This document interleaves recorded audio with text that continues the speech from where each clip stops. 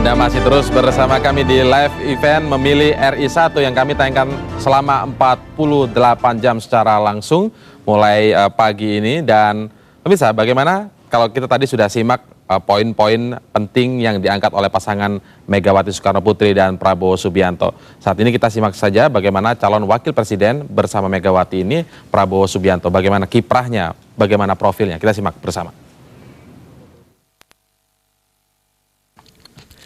Prabowo Subianto Joyo Hadikusumo, itulah nama lengkap calon wakil presiden yang diusung koalisi PDI Perjuangan dan Partai Gerindra.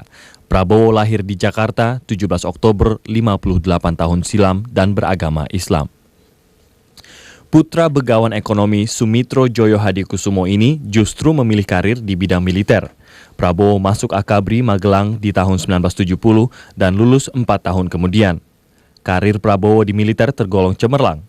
Dalam waktu 22 tahun setelah lulus, Prabowo telah menjabat sebagai Komandan Jenderal Komando Pasukan Khusus. 2 tahun kemudian, atau di tahun 1998, Prabowo mencapai puncak karirnya di TNI Angkatan Darat ketika ditunjuk sebagai Panglima Kostrat.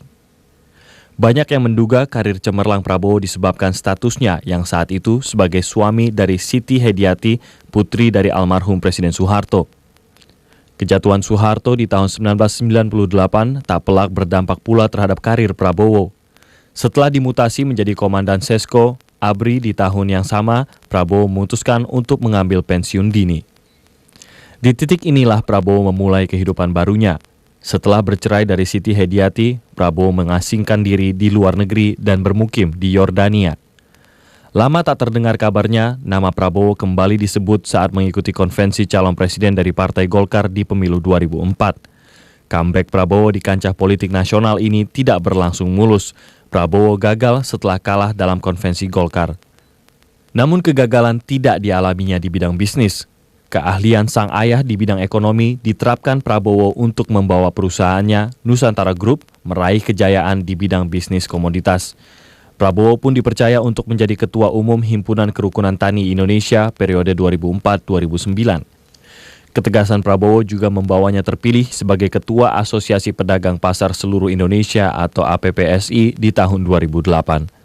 1 tahun menjelang pemilu 2009, Prabowo membidani lahirnya Partai Gerindra. Saat kampanyenya mulai rajin hadir di layar kaca, Prabowo juga mengampanyekan dirinya untuk ikut sebagai calon presiden dalam pemilu. Raihan suara Partai Gerindra sebesar 4,46% dalam pemilu legislatif membuat Prabowo memilih berkoalisi dengan PDI Perjuangan yang dinilai memiliki platform yang sama, ekonomi kerakyatan. Akhirnya dalam deklarasi di TPA Bandar Gebang, Prabowo Subianto resmi dicalonkan sebagai calon wakil presiden bagi Megawati Soekarno Putri.